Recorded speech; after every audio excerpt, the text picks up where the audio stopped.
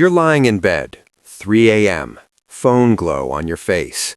You open that loan app one last time, heart pounding, fingers slightly shaking. You type in the payment, the final payment. You hit send and poof! That number? Gone. Zero. Zilch. You did it. You actually did the thing everyone said was impossible. You feel lighter, like you can finally breathe. You imagine closing the app, tossing the phone aside, and just sleeping. For real this time.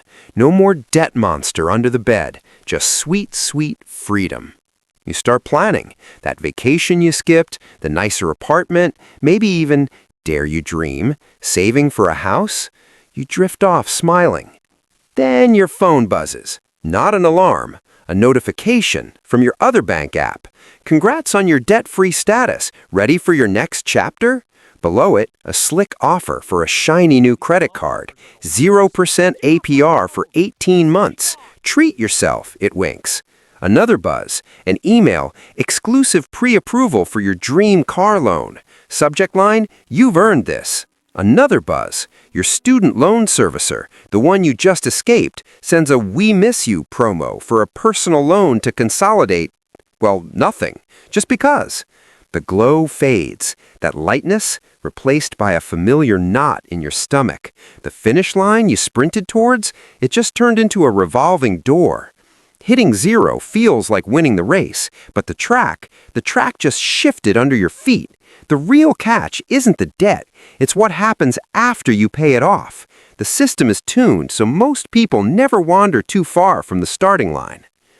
We've been sold this story. Student loans are public enemy number one. Obliterate them at all costs. Throw every spare penny. Skip vacations. Eat ramen until you're 40.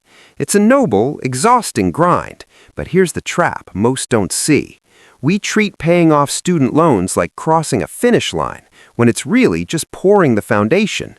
Think of it like building a house. You spend years back-breaking work, digging the foundation, pouring concrete. Finally, it's done, solid. You stand back, wipe your brow, feel that surge of pride. Then what? Do you just stare at the foundation forever?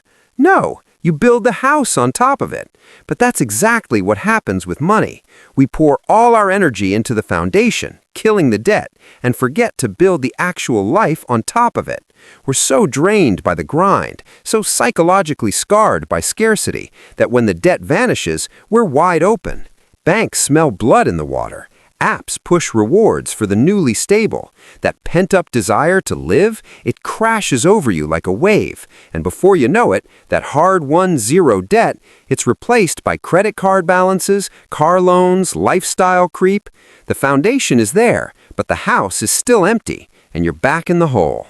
A Federal Reserve report shows nearly 40% of Americans couldn't cover a $400 emergency even before hitting debt payoff. Why? Because they never built the structure above the foundation.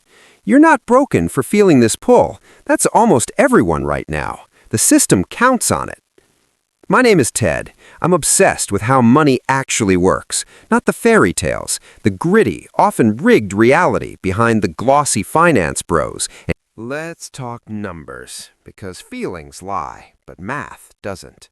Imagine two paths for someone with $30,000 in student loans at 5% interest. Path A, the trap. They throw $1,000 a month at it. Aggressive. They kill it in about 2.7 years. Feels amazing. But during those 2.7 years, they saved nothing else. No emergency fund, no investments, zip. Path B, the smarter build. They pay the minimum required, $300 a month, plus an extra $200. That's $500 a month. It takes about 5.5 years to pay off. But here's the kicker. They take that other $500 they could have thrown at loans and build layers. First, a $5,000 emergency fund, done in 10 months. Then, they invest $500 a month in a boring, diversified index fund, averaging a conservative 7% return. The catch? By the time Path B pays off their loans later, their investments have already grown. Let's fast forward 5.5 years. Path A has zero in savings or investments. They just finished paying loans. Path B has zero in loans and roughly $65,000 in their investment account. That's the power of starting early, even small. Vanguard data shows the average investor underperforms the market by nearly 2% annually just because they panic sell low and buy high, often triggered by not having that foundational emergency fund, forcing them to cash out during downturns. Boring, steady building beats heroic, isolated debt sprints almost every single time. Compound growth doesn't care about your hustle porn. It cares about time and consistency. Meet John and Josh.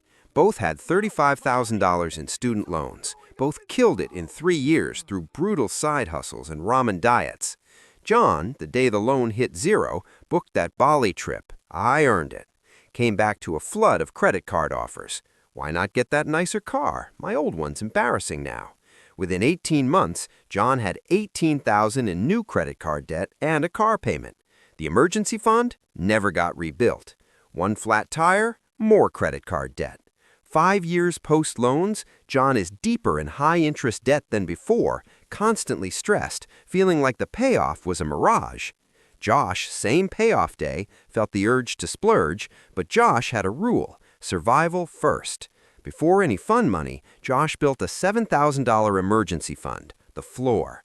Then Josh took the money that was going to loans and split it, 50% to aggressive investing, index funds, 30% to a life enjoyment bucket, trips, dinners, without debt, and 20% to other goals, like a future house down payment. Josh got the nice dinner, but financed the car with cash saved over 18 months. 5 years later, Josh has zero debt, $60,000 invested, a full emergency fund, and actual options. Josh didn't just escape debt, Josh built freedom. Studies back this up. People with dedicated emergency funds are 3 times less likely to take on new high-interest debt after a financial shock. National Foundation for Credit Counseling. So how do you avoid John's trap and build Josh's freedom? Here's your playbook. 1. Set your floor first. Before your final loan payment, build a mini emergency fund, $1,000 to $2,500. Then, after payoff, build your full floor, 1 to 3 months of expenses in a high-yield savings account. This is non-negotiable armor. 2. Build your growth layer. Take 50% of your former loan payment and put it directly into investments the day after your last payment clears. Automate it. Out of sight, out of mind. Index funds. Boring is beautiful. 3. Create your options layer. Take 30% of that former payment for guilt-free living. Vacations, better coffee, a nicer guitar. This isn't splurging, it's strategic joy to avoid burnout and future blowouts. 4. Be deeply suspicious.